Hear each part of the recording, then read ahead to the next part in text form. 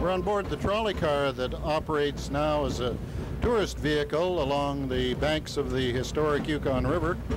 And as you can see now, we're coming into the old White Pass train station.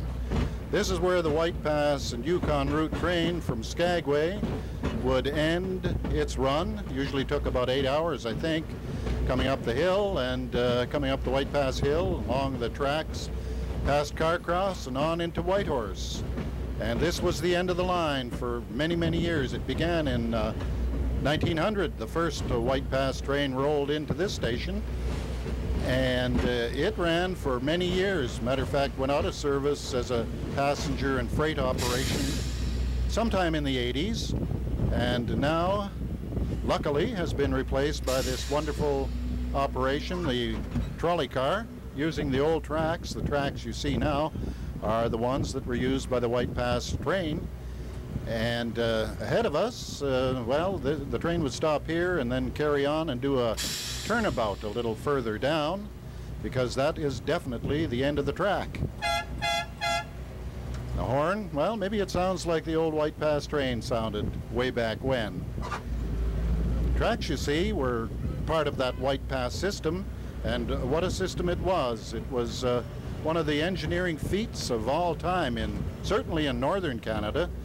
Was built by a guy named Michael Heaney.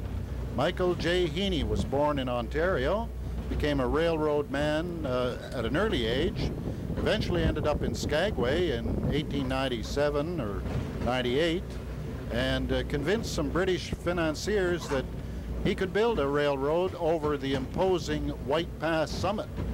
They didn't believe him, but Heaney was pretty convincing. He was an Irishman, and he convinced these British moneymen that he could do the job, and he did the job, and the train was rolling by 1900. Missed the height of the gold rush, of course, but certainly took part in hauling a lot of gold out of the Klondike being about 450 river miles from here. So the gold would come down those old river boats and be offloaded here and loaded onto the train and taken to Skagway and put on boats there. And a lot of it ended up in Fort Knox. Yeah, Fort Knox, where all the American gold is stashed. A lot of the gold you'll see there, if in fact you could ever see it, came from the Klondike.